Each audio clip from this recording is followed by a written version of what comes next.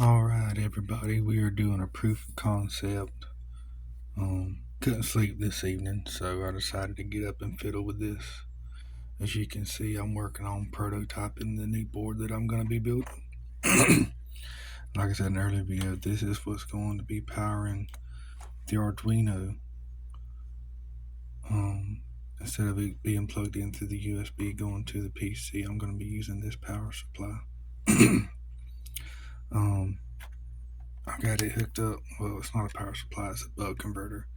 I've got this little barrel connector that I use to hook up to my 12-volt supply. And I've got this set to right at 9 volts coming out right here. And I've got the positive wire.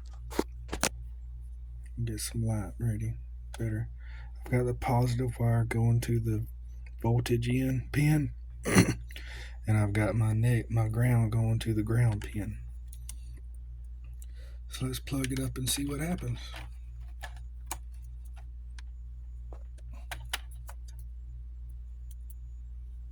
Trying to do it one-handed, it's not easy.